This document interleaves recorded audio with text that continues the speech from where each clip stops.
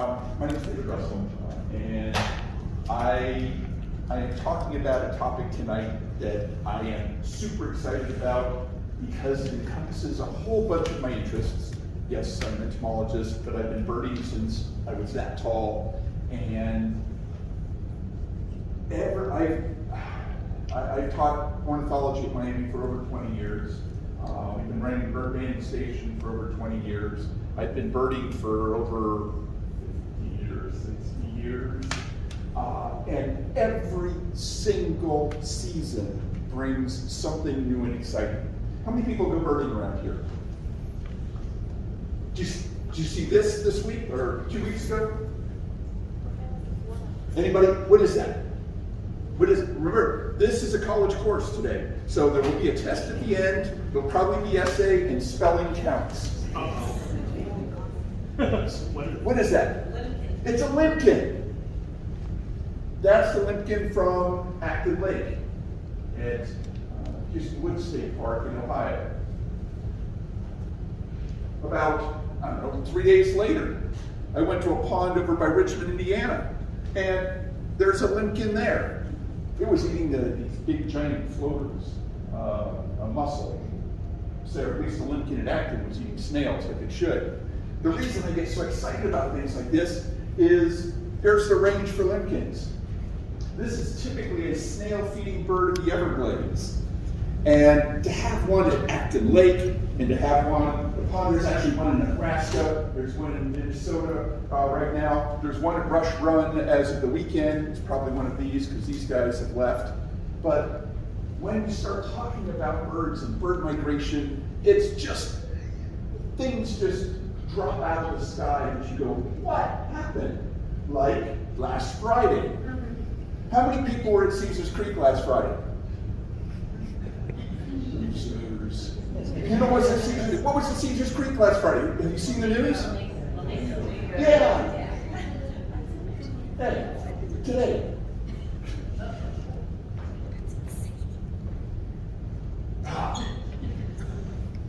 There were flamingos at Caesars Creek. Yes, 2 of them. It's a long story. Joshua's only giving me 2.5 hours tonight. But I didn't get a picture of them. I get pictures of everything. I've got a camera on me all the time. And I was delayed. I got there and I had my puppy. I had a 100-pound Bernese mountain dog who's a puppy. And I had students former students that traveled down from Michigan. I had friends I hadn't seen since the last rare bird. And I started talking and not snapping pictures. What a surprise. And Joe goes, hey, look. And I looked up and the flamingos flew off. Never to be seen again. Gone. My TA, who, actually I had 2 students to skip class. And it's okay, I gave them a pass on that because they were in ornithology last semester. They got there, got great pictures. My TA arrived 5 minutes later. But today, 8 hours away in Pennsylvania, are 2 flamingos, an adult and an immature, that are on a little farm pond in Pennsylvania. Some of the early pictures, which are terrible by the way, suggest it might be an adult and an immature. But, so they might be 8 hours east of us now. But yes, we had flamingos. Now, the flamingos typically are probably nesting in Cuba. They will, as non-breeders, be in the Yucatan. But Cuba doesn't have a major banding program on part of that colony. When they get to the Yucatan, many of the non-breeders are banded. There was one in Key West from this onslaught of flamingos that did have a Yucatan band on it, but all these others haven't been. There have probably been 25 flamingos. If you kind of took dice and spread them across the east. They've been in North Carolina, they've been in South Carolina, there's one in Kentucky right now, there were 5 up in northern Florida. So the flamingos, that storm that went through, the hurricane that went through last weekend, appears to have caught them in that front edge and just kind of deposited them across the landscape. saying, well, the Lincoln started earlier than that. We're not sure what's going on with those. But there's the range for flamingos. Certainly a first state record for that. But stop. This is a tough one. Anybody have any idea what this is? This is a gray gull. Yes, I'm not just trying. It is a gray gull. This dropped into Pensacola, Florida 3 days ago. I had to make some fast arrangements with class, but I'll be on the road by 12:30 tomorrow. And we'll be in Pensacola by Saturday morning, and we'll see if we can't find this, because this particular gull, there's the range. And to make it even more exciting, this particular gull, the entire population for this gull nests right there. For all of you geography whizzes, start guessing deserts in northern Chile. And what do you know about it? Driest desert. The driest desert on Earth. And this is the only gull in the world that nests.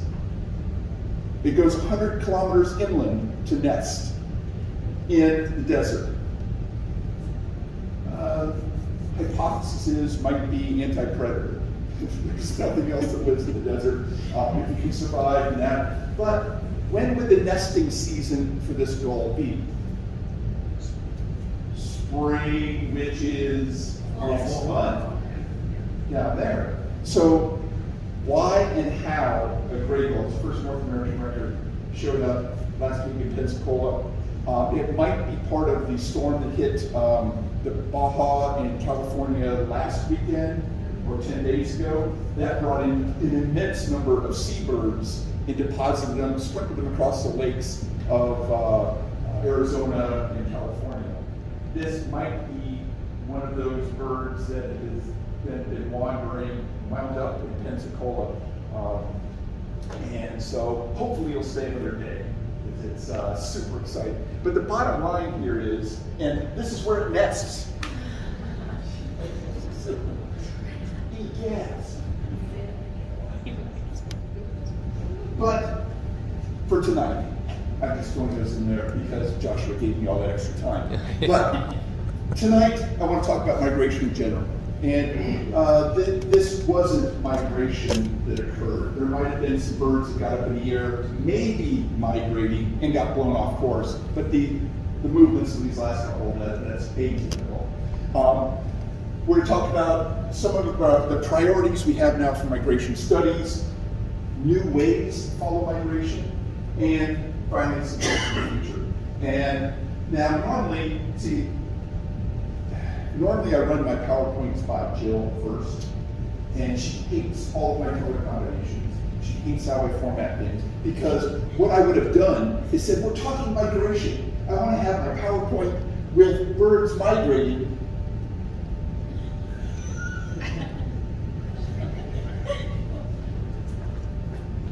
Oh, there we go. See, this is the same slide as I would have done it. With birds migrating in the background. I thought white print on Smokies is perfect. But then I realized, almost too late, that Jill was coming tonight. So I changed the slide to have one that so she wouldn't be talking to me the whole way home. I can't believe you put that up there. Starting on a sobering note.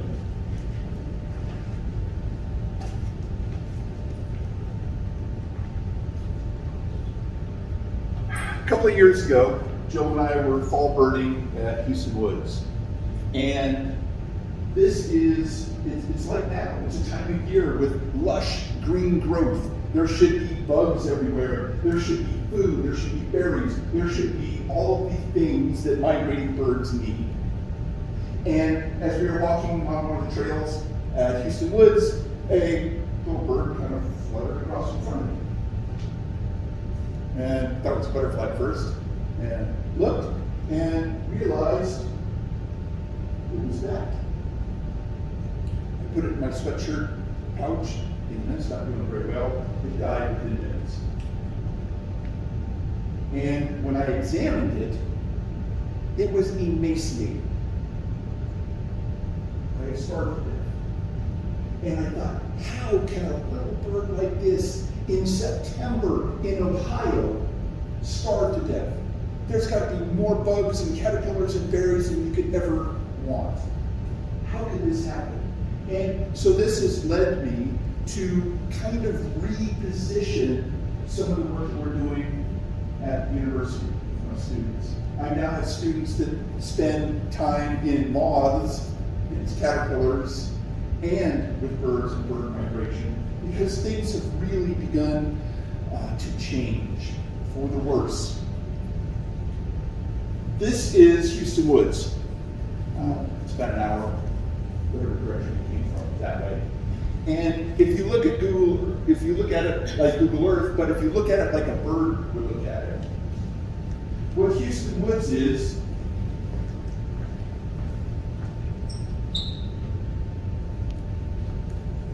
it's an oasis of green, of natural vegetation in a sea of agriculture. If I'm a little blackpoll warbler, which is what that was, if I'm a little blackpoll warbler flying over, and I've been flying since Michigan, maybe Ontario, and it gets dawn, I look down and go, oh, a place I can stop and eat. And Houston Woods is basically, it's the gas station. How many people have been on a trip? I'm going to one tomorrow. Yes. When you go on a trip, how far have you been? Pick a distance, any distance. Oh, did you go to Florida? Did you go to Georgia? You went to North Carolina. But that's okay, because that's not that far. You don't have to pee the whole way. North Carolina's only like 10 or 11 hours from here, right? So you just get in the car, boom, you're in North Carolina. Right? Did the car need gas? Did you need pee? Did you need paydays in Mountain Dew like any burger on any trip? Well, you say yes to all of those. Yes. You need to stop. You need to rest, and you need to refuel. And that's exactly what Houston Woods is for these migrating species. This is the fuel. This is things like sassafras, dogwood, Virginia creeper, caterpillars. We have hundreds, thousands of species of moths in Ohio, hundreds of them, even associated with something like oaks. There's hundreds of moth species on oaks alone. This is the fuel for these birds going north and south. Now,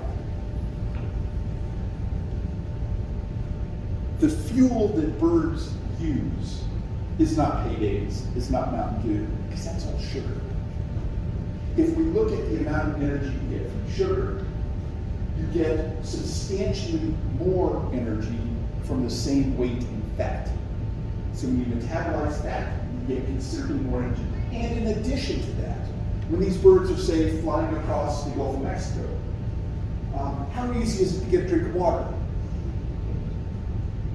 Yeah, you drop down and get a drink of water, your fish food. Right?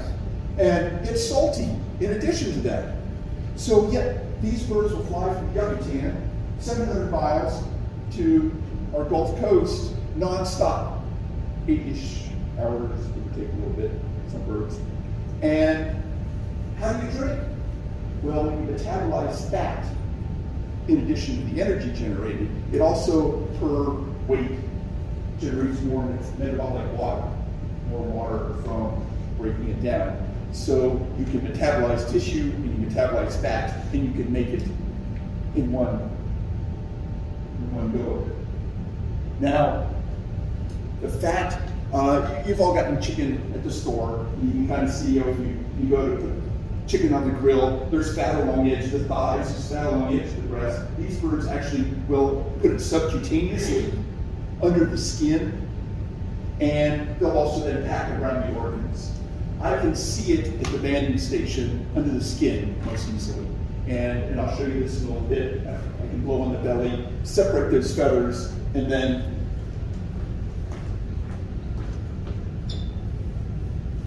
look at the fat that's deposited underneath the skin there. It used to be, I'm not that old, it's before my time, but it used to be that it was said a squirrel wouldn't have to touch the ground from North Carolina all the way to the Mississippi River. It was this whole area was one vast expanse of eastern deciduous forest. If you think about that from a moth perspective, think how many caterpillars are in there. You think about it from a dogwood and fruiting tree perspective, think how many berries are in there. But what's happened in the last couple hundred years is we've transformed it. It's now shopping malls and everything else that we have here. Is anybody from Cincinnati? Ever been to the Coleraine 275 exit? Yeah, What's there? probably a mall. There's all that. That's this. This is that with the salad and the. I spaced on the name of the restaurant. It's Olive Garden is there, and Meyer and Toys R Us. Yeah. That's this. And all the trees over here, see these piles? Those trees were all chipped and then worked in. So it used to be trees. I stopped one day and took this picture. It's kind of neat to me, it's been probably 20 years. But that was all, and there was a stream that ran through it. That stream's all culvert now, and water just runs right through. But what this has done is imagine then reduce the amount of the length of the fay line that these birds might face. There's only some slides. Now, about 5 years ago, a study came out of Germany. And this was the compilation, I believe, of 27 years worth of data, where they used malaise traps. Malaise traps are simply tents that have a central baffle, no side wall. And so flying insects, wasps, flies, bees, and things along those lines, when they hit a solid object, they have two options. They fly up or they fly down. Well, flies and bees and things like that typically fly up when they hit a solid object. So what they'll do is they'll hit the central baffle in the tent. The tent's got a net roof, and then up at the top is a hole that it guides them up to into an alcohol jar. And so once a week you go through and you empty out the alcohol jar, and then you have, well, it used to be you get a whole quart, sometimes in 2 days, flying insects. Well, they looked at 68 different natural areas in Germany.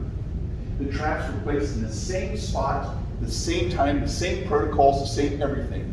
And over that 27-year period, what they found was flying insects decreased by about 75%. Midsummer flying insects by 83%. Now think about that. If you're a flycatcher, what do you catch? Say flies. Flies. Flying insects, they're down 83%. Even in our studies at Houston Woods, we've been running traps now for about 6 years. I can actually, when I was a kid, back in the dark ages, I would run a malaise trap, and I could fill up a pint jar in an afternoon in July and August. I now can take in the natural area, in the preserves that I have permits for, in the preserves area, I might have, in some weeks, I can individually count 20 to 30 insects floating in this empty alcohol jar. I'm seeing some of those things. I don't have 27 years worth of data to show what it used to be, but I can see that there is almost nothing in there now. They were able to show this. Similarly, in science, a couple of years ago, they published a document looking that we are down 3 billion birds in sheer numbers. That when we look at our migrant birds in particular, our migrant bird species, many of them, the good ones that are in good shape, are down about 85%. Some of the ones that are in bad shape, golden winged warbler, things like that, are down 98%. Some of our resident birds are actually slightly up. But the migrants, the tanagers, the warblers, the vireos, orioles are just getting hammered. And so the question becomes, what is it we need to know to make decisions that would impact positively to either stop and ideally reverse these declines? Okay, what information do we need about the different species to make this happen? And this leads me up to this idea that when I talk about migrant birds, being a migrant isn't a character, like I have a curved bill or red eyes or blue wings. Being a migrant is a whole physiological being. It's a whole, it's not simply a trait, it's a whole phenomenon. It's birds that have to be able to put on fat, that have to be able to change their feathers at the right time of year so that their feathers are fresh to go long distances. It's birds that have to, think about this, it's an indigo bunting that hatches right out back. It's got to figure out how to get to northern Mexico by itself and then get back to the same bush. All of these are traits of migrants, not just I'm a migrant. And it's got to be able to put out fuel, and it's got to do all those other things along those lines. So, historically, when we've thought of migration, I'm going to pick the migration route for the trans-Gulf species. A lot of these warblers and vireos and orioles, they're going to fly from the Yucatan Peninsula, 700 miles to the Gulf Coast. And historically, what we've thought of is these birds hit and they go north. And what happens is, species A hits the Gulf Coast and then kind of spreads up to the eastern deciduous forest. Okay? Do you guys ever use overheads at school? Were they? I think that was outdated like 30 years. I still have some on my desk drawer the other day. There's a piece of plastic paper called an acetate. All right? On that acetate, if I took 25 clear pieces of plastic, and on each one of the 25, I mapped the individual migration route for a different warbler species. What it would look like would be species A would look like this.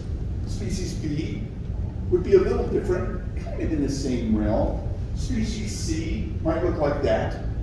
But if I ultimately took each individual one and stacked it on top of each other, what I'm going to get is then kind of a line of the greatest density of color. And so when we talk about bird migration routes, you typically think of things that, oh, the bird needs to go to Florida, it gets on 75 and boom, it's in Florida. And everybody's packed in. That's not, birds tend to migrate in wave fronts, not in straight lines, like ants or termites going someplace. But when we talk about the different migration routes, because this is kind of the way they're typically discussed, we have this Mississippi flyway, of which they were nice enough for this. It took me a long time to find this figure, because it's the only figure that includes Ohio in any part of any migration route, right? Everybody else follows the Mississippi River, and as far as they're concerned, Ohio is kind of the bird that got lost winds up in Ohio. But we have some pretty substantial migration that comes through. Yes, it's not like the Platte River and that cranes and all that, but we get a lot of birds that come through here. But we have the birds that go up the mountains. We have the birds on the east side of the mountains, along the coast. We have the birds that are off the coast. We have the birds that go up the Mississippi River Valley, along the west coast, and the oceanic crab across the west coast. Those are our migration routes. Now, should have clicked it while I was up here.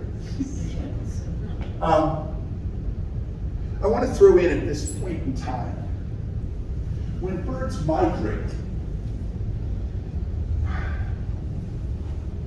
using teleology or anthropomorphism, giving non-humans human characteristics, it's terrible science. but it makes for good stories. So, if you're a bird and you're leaving Louisiana and you're headed for Michigan, no, let's start even further away. You're a bird leaving Panama and you're heading for the Upper Peninsula. How do you direct your route? And what I'm asking is, we're going after gray gull. I have 2 ways I can do that. I can get in the car as soon as the talk's done tonight, after the football game, and then sometime tomorrow morning early, I'll arrive in Pensacola, Florida. I'll just drive straight through. So I'm trying to make the fastest route possible. Another way I can go is, I want to hit the nice restaurants, go a little bit slower, maybe take 2 days to get to Pensacola. I'm still going to get there, but there are different strategies involved in those 2 approaches. And so when I look at that from a migration perspective, I'm going to have birds. We've always anticipated that birds leave Panama and they go 200 to 300 kilometers a day or a night. They stop, they refuel until the winds are appropriate again, a tailwind.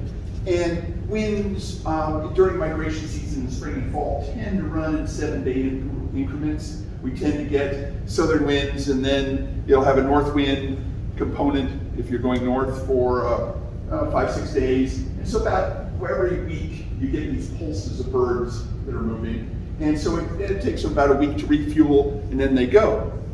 And that's kind of been the prevailing dogma of how migration occurs. So if the birds hit Louisiana, I can figure that about 10 days to 2 weeks after the birds hit Louisiana, they're going to hit Ohio. Right? That's the way we thought about it. Now, to figure this out, and this is where I want to go for kind of the rest of this talk, to figure this out and to figure out how we might help the birds with some legitimate strategy, we need to go back to about 1804. That dashing character up there is John James Audubon. He arrived in the New World in 1804, and in Pennsylvania, in a cave, he found an eastern phoebe nest. We call it a phoebe at the time. He found a phoebe nest, and in that phoebe nest, there were 5 babies. He put string on the legs of the phoebe babies, and they immediately removed them. So he put string on Phoebe's legs again, and they immediately removed them. Did it 6 times. On the 7th time, they got used to it. So, before they fledged, he actually put a piece of silver wire in lieu of twine. And this has been apparently misinterpreted that he used silver-colored yarn. He actually used silver wire and created, and in some accounts, he actually created a band that he then put on these phoebes. And in 1805, he reported that 2 of the 5 returned to the same area. Now, we now know this is a gross embellishment. We now know that if you band about 2,000 to 3,000, about 1.3% return to some place around where they hatched, not 2 out of 5. And as it turned out, Audubon wasn't even in Pennsylvania in 1805, but the story prevails. The bottom line is, what occurred because of this is this idea of birds hatching in a given area, leaving, going away, and then coming back to the exact same area. This is kind of the beginning of banding. So, banding now, and I've been a master bird bander for about 20 years, a little more than 20 years now. And a band is simply a lightweight aluminum social security number. So when the birds come to the banding station, I'll show you in a minute, I catch them, I put a social security number on them, and they go to the doctor's office. Have you ever been to the doctor's office? It's a great place, isn't it? Yeah. What don't you like about the doctor's office? You get a shot. You know what? I have a fabulous doctor's office because I never give anything a shot. So you would like my doctor's office? Yeah, you sure can. So, what I do is I put up mist nets. Mist nets are 12 meters, about 40 feet long, 10 feet tall air nets. And this was, I went back and I pulled these pictures because that's a mist net because you can't see them normally. And we cut net lanes. We've used the same net lanes in the same locations for 20 years. There's a mist net. The bird doesn't see it, flies into it. We come, we take it out. Look at that. There's not a bit of snow in that beard. It took me a long time to find this picture. We come by, we gently take them out. You're gonna love this, Jill. And we put them in nothing but the best Walmart lingerie bags. And we take them back to the banding table. There, That's old. that is old. I know, I'm telling you, I was looking for this. This is actually, we were banding in northern Mexico. The migrants there, but that's a whole other story. If you give me 3 hours, I'll tell them. So, a bird band is basically, can go for eagles, and it can go for hummingbirds. On this band, there are 9 digits. On this band, there are 9 digits. I used to be able to see them, but they assure me there's 9 digits on those bands still. Once you get to the doctor's office, we take a whole series of morphometrics, of measurements. We take things like wing chord, we take tail length, we take culmen length, we take tarsal length. So now, every bird has its own file associated with a unique number. So if we ever catch it again, or anybody else ever catches it again, we've already got that file started. All of our bands are handled through the bird banding lab, which used to be at Tuxton. They've renamed it and called it something else now. But it used to be through USGS. It's now part of another division. But all of the Canada and US banding information from all banders, they assign me bands, and then I report the bands every year. So everybody is all aggregated to one spot. Anybody doing a study on gray catbirds can write the banding lab and say, could you send me the last 60,000 catbird records from the last 10 years in Pennsylvania and New Jersey? And they can do that. Cool. We also take skull measurement. Sometimes of turtles, right? That's a turtle, right? Have you seen your feeders, the blue jays right now? Some of them are pretty close to that. And we look at other things, like the ossification of the skull, that help us tell age. We also weigh them. I like this. This is a solid owl being weighed, and it weighed exactly 100. How often you get something that's exactly 100? And, or if it's, hey, if it's too big, you have to put it in the cup. But, as I was saying before, birds have feathers. I came a long way and paid a lot of money for tonight's program to hear birds have feathers.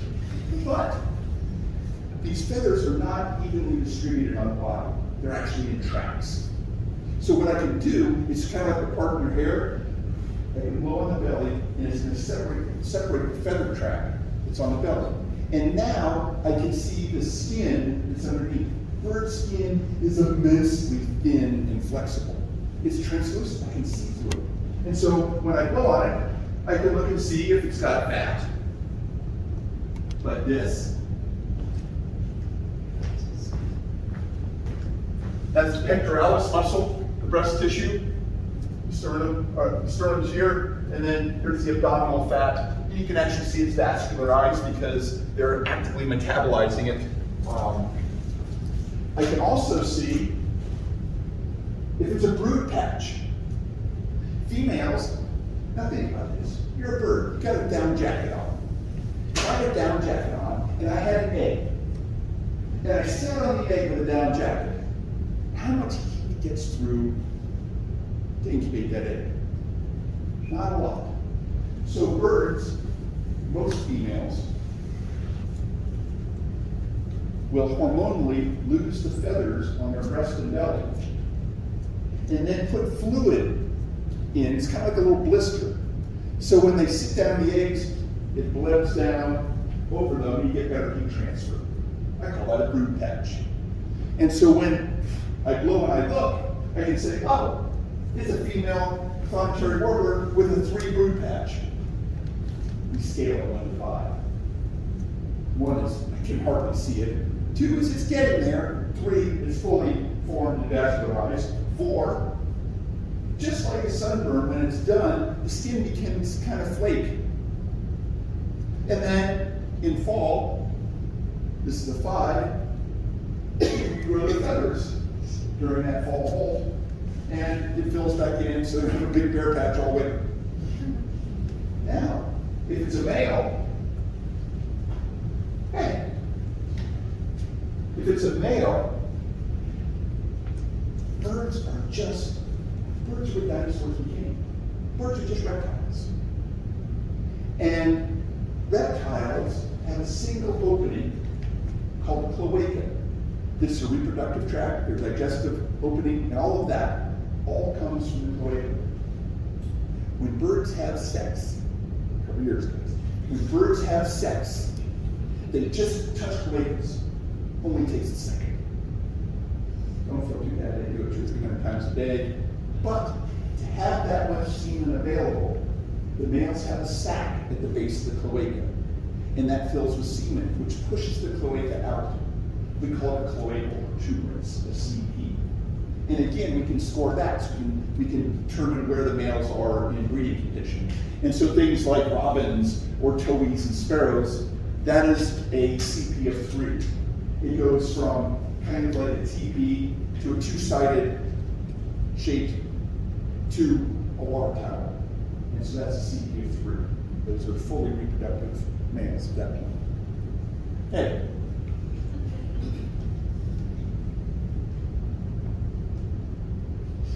Now, who cares? What's the state of Florida? Bird banding was started by Audubon to track the movements of birds, to see where they're going and coming from. I have about a 1 in 65,000 chance of one of my birds being recaptured. I get about 20 to 25% of my birds in any given day are my birds from the station. Now when I say that, these are resident birds. Titmice, chickadees, cardinals, things along those lines. But it's also the white-throated sparrows that have left, gone north to breed, and then come back in winter in the same spot. Or it's the Baltimore Orioles, orchard orioles, that leave, head to Central America, and come back to the station. Or the indigo buntings. So I have about 20 to 25% of my catch each day is birds that I've already handled. I don't get other people's birds, and they don't typically get mine. If they do, they get reported to the banding lab, and the banding lab sends me a nice little certificate saying, hey, somebody just got one of your birds in Ontario, Canada, and here's the information that they submitted, and then the person who submitted it gets the information I had submitted, so they can see a little bit of the history of that bird. Now, what is critical from a banding perspective is not then tracking where they're going to and coming from, because we don't catch enough birds. There were 69,000 great-cheeked thrushes banded in all time in the Banding Labs database. We've had 1 great-cheeked thrush captured from Ecuador in North America. In 69,000, that's really difficult to generate any sort of plan from. So what is critical from a banding perspective, or where banding is critical in as a discipline, is we can generate life tables. Let's say the reason Jill and I put AREI, Avian Research and Education Institute, together is basically the premise to keep common birds common. Are cardinals declining? No, they're doing quite well, except if, as you're growing up, in Grandma's yard, she used to have cardinals. She used to have lots of them. Now, if you go over to Grandma's yard, Grandma says, God, I haven't seen cardinals in years. Are cardinals declining? No, it's just your yard's gone from little bushes to big trees, and that's not the right habitat. So cardinals aren't declining, but the anecdotal information says they are. So the question becomes then, if we're trying to determine if cardinals are declining, and we want to reverse that, what information do we need? Well, the information that we need is, what is the survivorship? How many young cardinals are produced each year? How many of them live over the winter to reproduce the next year? And is there a difference in survivorship in hatchier birds, in after hatchier birds, in males, in hatchier males, in females, in hatchier females? Is there a difference in the survivorship of any of those subpopulations or subgroups? And once we can determine that, then we can begin to put together strategies that might reverse those age classes that are particularly at risk. Those life tables are what Dan used, absolutely. That's the only way you're going to determine male, female, young, older bird, body condition, that is to happen in hand. But it has historically been really unhelpful for determining where and when these are going. There are groups that it's very useful, ducks, geese, because that is how Fish and Wildlife monitors populations to set bag limits. Because hunters, as part of their licensing requirements, are required to check in the birds they get. And so they can then determine, all right, we've got a whole bunch of pintails this year, or we've got very few pintails, and we banded this many pintails, and very few of them are recovered, or a lot of them are recovered, and that gives you an idea where to set the bag limits for some of these birds. But for our passerines, that just doesn't exist. Now, remember we had this route, this idea, and this is static. There's nothing dynamic about it. We can't tell anything about what time do they arrive, when do they leave, how far do they go, and have you ever heard of budgetary problems? I know we don't have it in metro parks. Oh, no. We don't have it in Miami either. If I have $10 million for the state of Ohio to put it in conservation, does that mean that there are 88 counties in Ohio? Does that mean that I take, let's say it's $88 million they're going to give me in the budget, because that math is easy. Does that mean every county should get $1 million to apply to migrant species preservation, conservation? Or does that mean that I give $50 million to only the parks because they've already saved areas? In other words, how do I prioritize the spending dollars? And if conceptually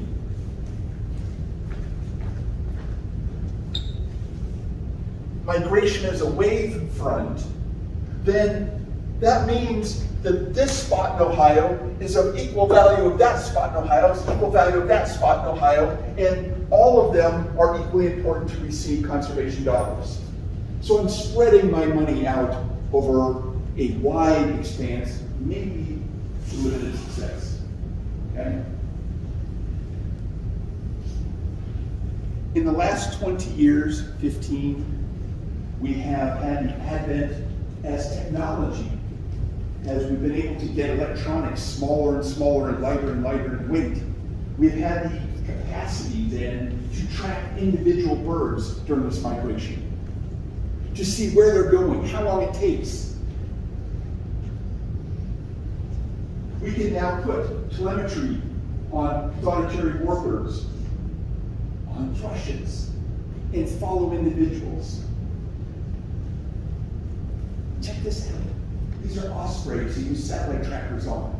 We had some ospreys from Columbus, Ohio, put satellite trackers on them. I believe the male made it as far as Cuba, and the female went all the way to Amazonia. And then they went back to Columbus and back. They didn't even spend the winter together. But here's what's important to me from a conservation perspective. If I want to help preserve and protect ospreys, Are there areas that are of greater concern than others to osprey? For example, if I look at all of these individuals that went down the East Coast, do I spread my money equally because that's their flight plan, or what about these bottlenecks, where the whole population seems to get constricted into a very small area before it re-expands? These nodes might themselves become absolutely critical protection spots. And in fact, if I knock out any one of those nodes, they might not have the energy to make to the next node. And if nothing else, I need to know where those nodes are, because what are the food, the habitat characteristics of those nodes that make this an important spot for everybody to go to. And so now with telemetry, I can start, rather than looking at things as a wave front, and birds taking 2 weeks, 3 weeks to get from Central America up, I can now begin to look at this in a more practical perspective. Wow, I don't need to spread my money out over all of Ohio. I can just give most of it to Joshua. And the other cool thing that came out of this is, it used to be Arctic terns, thought to be the longest migrant, with the greatest distance. Went from Alaska to Antarctica. Spent the summer in Alaska, spent the winters in Antarctica. And then they slapped some telemetry on these bar-tailed godwits. Outrageous. They nest, Jill and I have seen them in the North Slope of Alaska. They put it on, it flew non-stop from the 30th of August to the 7th of September, nearly 12,000 kilometers, non-stop to New Zealand. And then in spring, went an elliptical route up through China, Korea, and then back to Alaska. Incredible. But here's what I find interesting. Look at this for the routes. This is from about 15 years ago. Look at the routes. Think, oh, bar-tailed godwits are having problems. What areas might be important in this migration? And boom, there's only a couple. One of those areas is in the Yellow Sea in China. Three Gorges Dam, largest dam in the world, all that, destroyed a huge wetland. Actually, the last wintering spot known for spoonbill sandpipers, which is down to less than 100 or 150 now. But this area, this is from just a couple of years ago, they were looking at the mudflat stopover because they started looking at this because of what they had seen from the godwits. They said, oh, well, let's look at this area and see what it's like. And they found, last couple of years, that these upper tidal mudflats are disproportionately important for all of the Asian migrant shorebirds, not just godwits. And in fact, their loss due to habitat loss and pollution is in fact impacting all of these species. All of those red lines are going down. It's not just godwits. So the godwits actually pointed the way, wow, we need to work on this particular area and these particular birds. So let's bring it back to this bird world. Anybody seen one of these? It is a golden-winged warbler. Super, super, super cool warbler. Golden-winged warblers. Here's their distribution. How would I preserve? Golden-winged warblers are down 98%.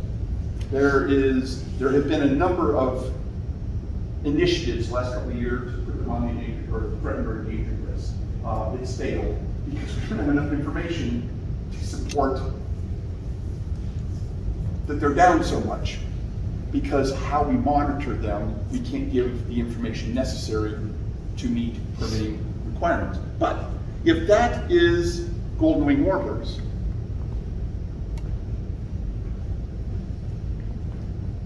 current is 10 years ago. Notice I've got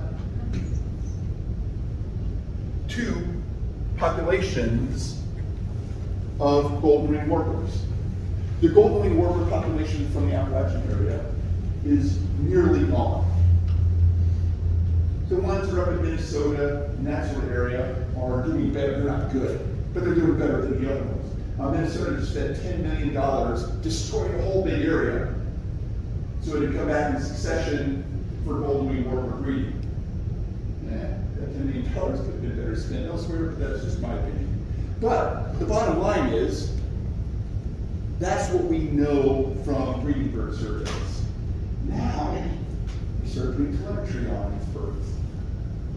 Check this out. The golden wing warblers in the Appalachian population actually all winter in Ecuador, Colombia.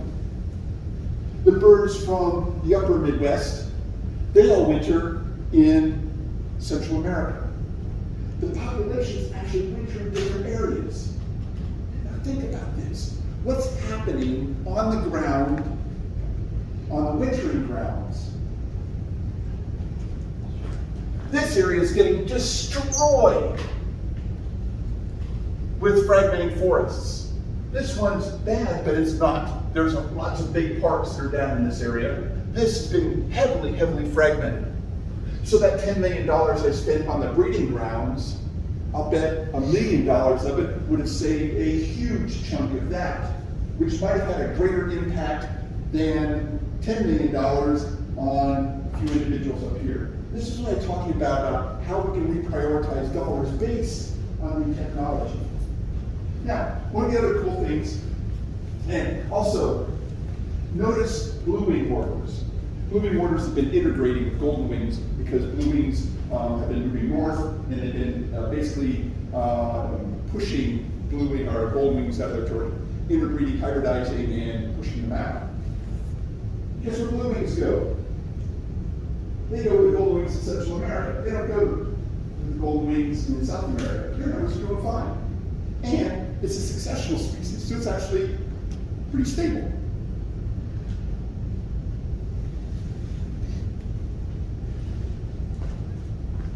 This is abandoned location and where it wound up. If that's the only information I have, does it give me all of that other information I need for prioritizing where I'm going to spend my monies? This is the route that they're taking. This is from banding, that's from our telemetry. And I can tell you about this. Do I have time? I got 30 minutes? You're nice. I had 30 minutes until I can wind up, so we got 4 to 5 hours at least. Actually, I think he's saying 30 minutes till game time. So he's saying I got 15, need everybody to get home. But I think this is absolutely fascinating because this is some of that extra information that makes you go, I had no idea. This is from 2013, so this is about 10 years ago. We had that major storm that came through with 60 or 100 tornadoes that just decimated much of the the southern US. Check this out. In Tennessee, you see up there that star. In Tennessee, that is the home range of all of these golden wing males that they put telemetry on. You can see they're all superimposed on top of each other, and then you can see where they headed to South America for the winter. So that's the upper panel A. And you can see the routes they took. And the routes, most of them jumped the Avian, but not from the city. It's not like they followed the highway. They all kind of did their thing, working their way across. And then, on April 27th, we'll start April 26th. April 26th, one of them, Green, was a little late to the party. He probably flew around the Gulf. He didn't feel like going across it. But notice everybody else is back on breeding territory. All right? On April 26th, you can see that storm is beginning to build. On April 27th, green makes it, blue thinks, you know what, I'm out of here. There's a storm coming. So the storm is building, it's snow, it's tornadoes, it's all of that nasty stuff. And on April 28th, they all left their breeding grounds. They head south, behind the storm, all the way to the coast on the 29th. On the 30th, they're sitting out the storm down here in the Panhandle. On May 1st, they're headed back north. And by May 2nd, they're back on their breeding grounds.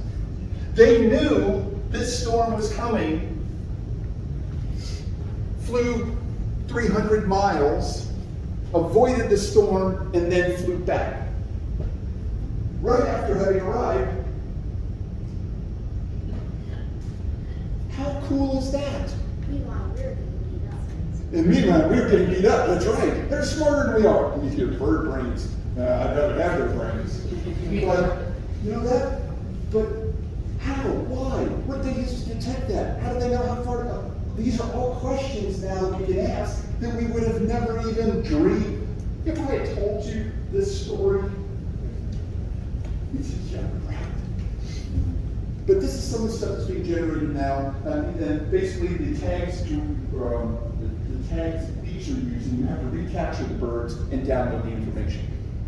Okay, so it requires recaptures. That's why it's so important to have the breeding grounds, because then the males return to the same grounds, and then you can catch them again. And we've now, for 2 years, but we haven't caught many, we've been putting these tags on orchidroids.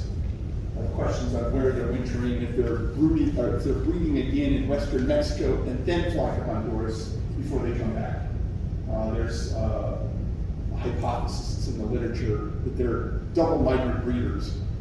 Outrageously weird, but if that's true, if you're an orchidroid that in late summer hatches in western Mexico, how do you know to fly to Ohio after you've gone to Guatemala or Honduras in spring? Because you hatched in Mexico. And if you hatch at the banding station in Cincinnati, how do you know to go the first year, that first fall, you're not going to breed, so you're probably going to head to Honduras directly. Then how do you know to do all sorts of cool stuff if it's true? So we've got telemetry on the birds to see if we can maybe figure that out. But I've only been able to catch a couple orchidroids because they got the tags, and I haven't been able to recapture any of them yet, so we'll see. However, that leads us to where we are today. I am super excited about this. This is the Motus system, set up by Birds Canada. And the bottom line is, if you walk into Kroger's and you buy Mountain Dew, or orange juice, it's better for you than Mountain Dew. If you walk in, you can run over the scanner, and it says, orange juice, craft, $3.98. Well, there are Nanotags we can put on backpacks of birds. They're lightweight, and it has to be less than 3% of the bird's body weight. So now, this is where that technology is looking out. We're getting smaller and smaller and smaller batteries to be able to run the electronics. But I can now put a nanotag on a bird that every 13 seconds says $3.98, $3.98, $3.98. The bird's name is 398. And there is now, and these are those radio tags that you can put on the bird's back. You have antenna that are set up. And this is the current spread. There's about 1,800 antenna that are now set up. This has predominantly been set up around the Great Lakes for looking at wind power impacts. If you're thinking about, anybody ever been pretty well, McGee Marsh? They want, basically nobody will complain if you put windmills off there because nobody wants it in their backyard and birds can't say anything. So they're talking about putting wind power in Lake Erie. So the question becomes, if you're putting wind power in Lake Erie, how do birds use shoreline? Do they get to the boardwalk and then go like this and up? Do they get to the boardwalk and go like this and go up? In other words, how do they utilize the airspace? Because then I can put a 20-foot tower and they'll miss it, or I can put a 90-foot tower, and so I can kind of guide and direct. And are there spots along the lake that tend to be these constrictions where more birds are using it, so I can avoid those and maybe put them where wind currents or something might still be appropriate for wind power, but not as appropriate for migration. So Ohio State is kind of the lead agency for Ohio on this, and there's a whole initiative in the Mississippi Basin trying to figure this out. So most of these towers are along the Great Lakes to help with this. The tower can only measure about 30 kilometers. That's why you need to have a lot of towers, since a bird flying over that tower, the tower will pick up 398, and it records it, and then you have a record going, oh, 398 just flew over. And 30 kilometers away, or 15 kilometers away, it flies over here.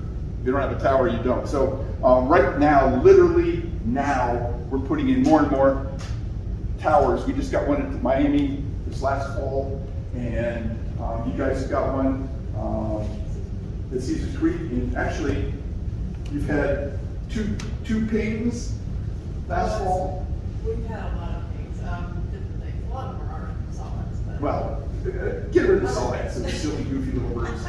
What were your two pings last year that got everybody excited? There was a Kirkland. Yeah, they had Kirkland's warbirds. They were justifying it that they could monitor the use of Army Corps land for rare and endangered species. And the first two pings were Kirkland's warbirds flying over.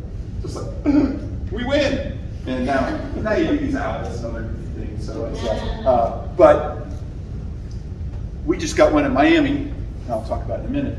But that network is now in 35 countries, and literally every week they're adding new towers and new locations across the globe for that. But I was talking about that gray cheek thrush. We could get one in 69,000.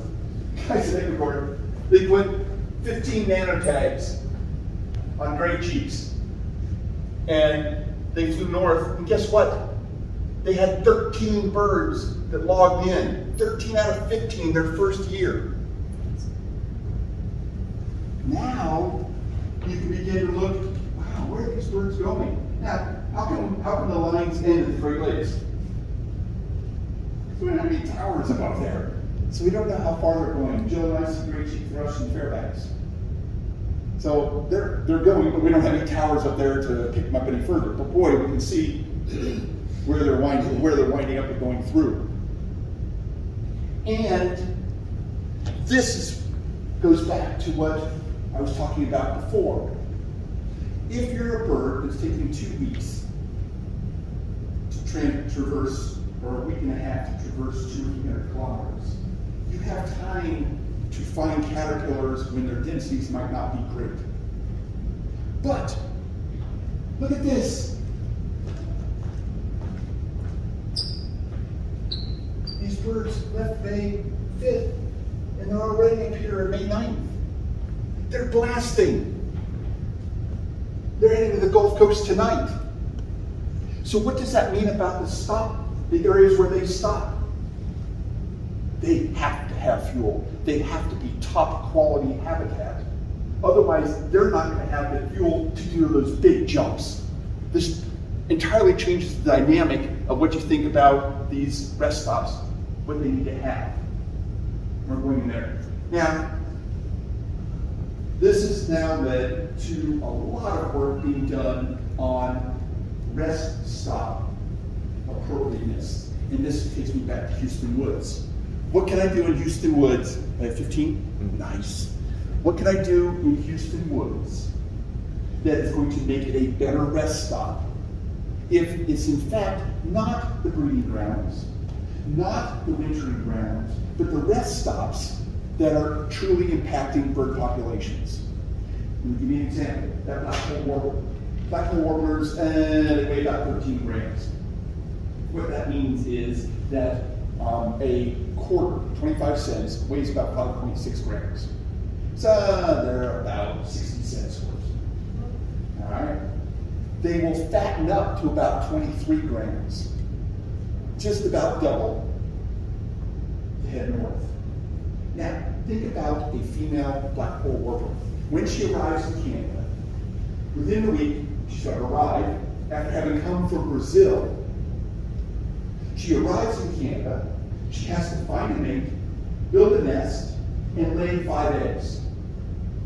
Each egg might weigh 3 grams. So now she's laid 15 grams worth of eggs. She's about 15. She's weighing her body weight worth of eggs a week or 10 days after arriving from South America. So, with 5 eggs, about 80% of these birds die their first year. It is tough being a young bird. Think all the things it's got to figure out going down. So if I have 5 eggs and 80% are going to die, how many live? Good call. Yeah. So we get basically 1 out of 5. So that bird's got to live 2 years, replaces male and female, and what should say stable. What happens if, when she arrives, she's only 21 grams, dropping to 14 through migration? So now she lays 4 eggs. Our black-poll warbler is going to die. No, but what happens? What's 80% of 4? 3.2. So now it's going to take 2 years to make 1 bird, basically 3 years to make 2, and they only live about 2 years. So now what are you going to see? About a 2 to 3% decline year over year, and that's what we've seen for the last 25 years.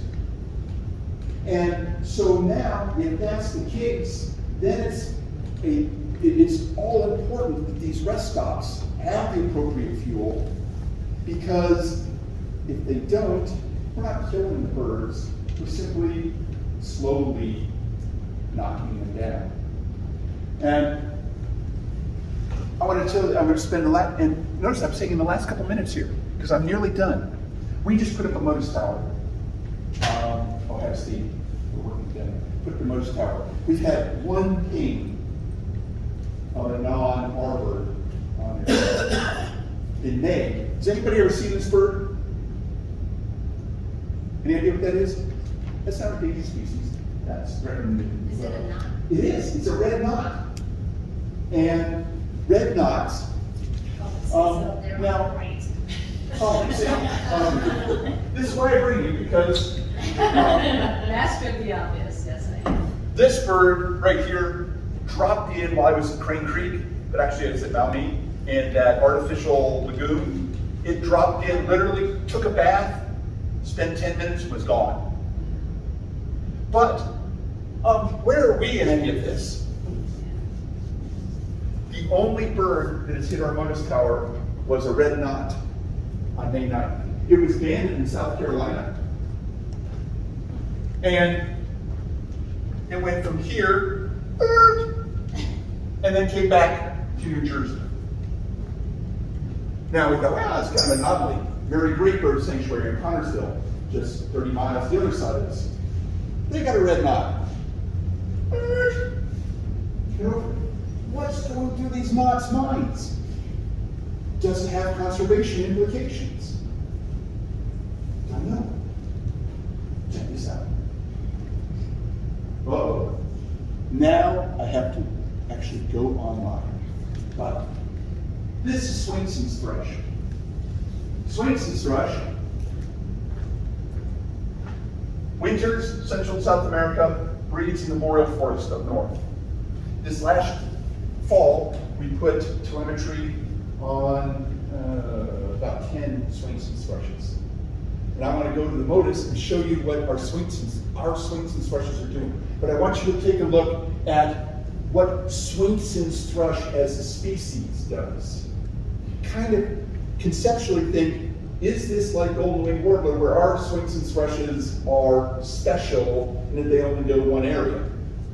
And we actually have subpopulations of Swainson's thrushes from a genetic perspective. So let me see if I can screw this up.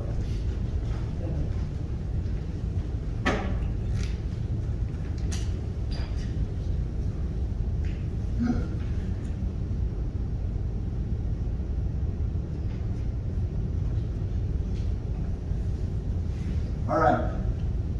So this is, Nothing's on this one. There we go. Should be there. Was it?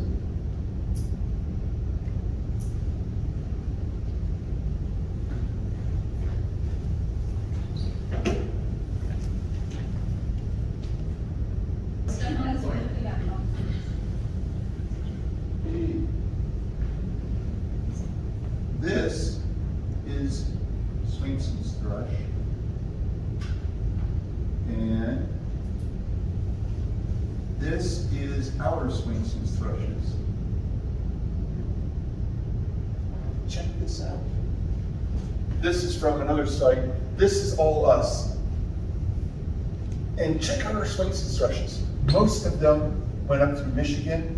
They cut across the lake, and some headed to Quebec. But look, we had one go all the way to Edmonton.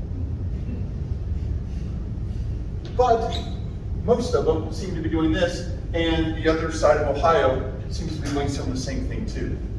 Tend to be going in that northern. So we were looking at it from perspective of wind power on the lakes. It looks like they are overflying the lakes a little bit.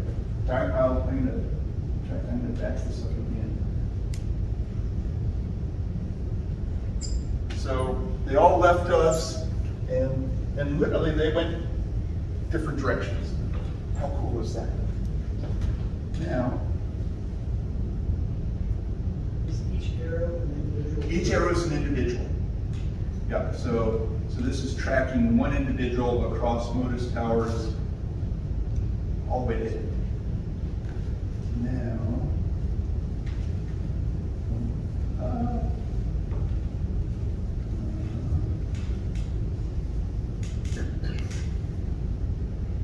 if I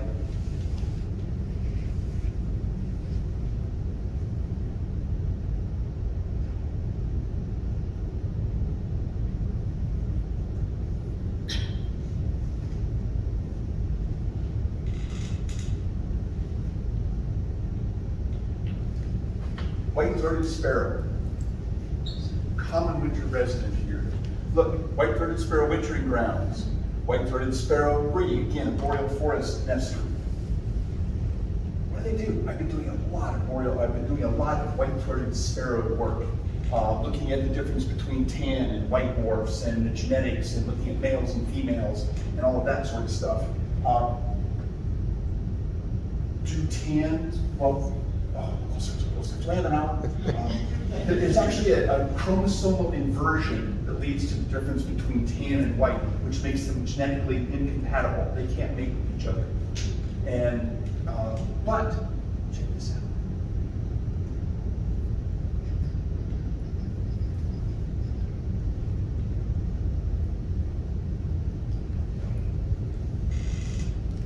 Here's, we did about 15 white-throated sparrows, and 5 of them logged in.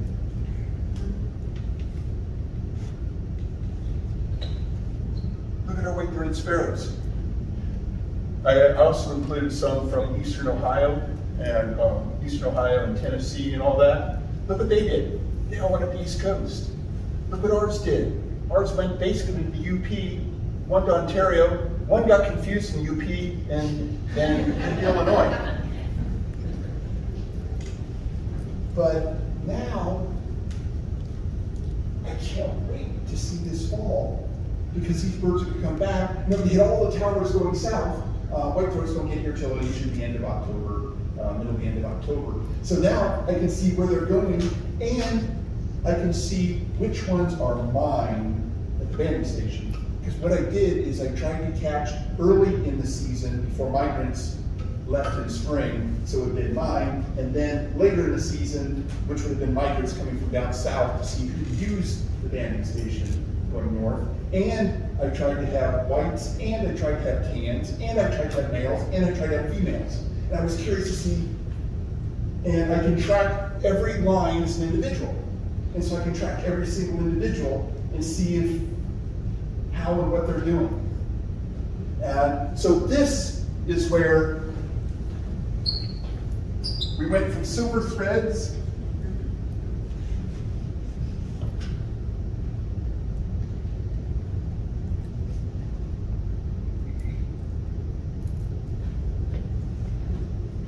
telemetry, and it only gets more exciting. So I think I have a couple more minutes. I've never said that before, so I'm saying that with kind of a question mark. Yeah, there, you got 4. I got 4. This is like gold mine. I am happy to take questions if there's anything. Thank you for coming tonight, and it's super cool stuff. And I hope to be able to do this again with more information on more projects that we're doing going forward. Yes. So you're leaving tomorrow for principal course. Yeah. You're going to find, hopefully see the bird The gray gull that you heard about. through eBird. Oh, so that's what I was going, where, Yes. I mean, what, you're on a text string as soon as someone says, Yes, oh, I saw yes, this. yes, and yes. Okay. But eBird has been the godsend for people who, it's free, or it used to be free. They charge for everything these days. But I don't know, it goes on my waste bill, so I don't pay attention. But it was listed on eBird, and So you get notices when something pops on that, and then you say, and Florida, here we go. And then I started getting texts from Gotcha. friends, and we're actually meeting my nephew down there. He's in Florida, and he's biting a bit, going, God, I know I said I'd wait for you until Saturday, but he's not. No, he will. But that's how. Now, was that bird tagged and tracked, or was it Nope. just, it's a visual? Someone just saw it. I saw it, took pictures. And they posted it on eBird. Okay. And Actually, then they posted it on eBird- Facebook, and then somebody put it on eBird, and then it was confirmed on eBird. Okay. And now there have been people going from all over, so I know what beach it was on yesterday and where it was. I even know what buildings it was sitting on. It's amazing what the satellite telemetry will do. Makes chasing so much easier. Yes, sir. Is there any coordination between the group, USGA or USGS? USGS doing the banding versus the telemetry data? Yes. There's a lot of Yes. coordination between Yeah, them. and it's an app. And mostly because everything has to be permitted through USGS Okay. for all of this. 'Cause these are all protected species, Migratory Species Act. So everything is infinitely coordinated and paperworked, and they're all involved. Yes. And the bird banding lab has their job is to try and come up with some of these answers on a continental scale for what we can do from a conservation perspective. So they're super interested. Tony, the director of the banding lab, is he's all over this, and it's super important. Yes, sir. It seemed like it was Matzos antennas that were a lot more in southwestern Ontario than almost anywhere else. Some of it depends. Army Corps is just starting to get involved, and we want to soak them for a lot of money to do a lot of their properties. It basically depends on funding, and there have been some, particularly in Canada, there's been a lot more governmental funding involved, and it's a lot more NGOs and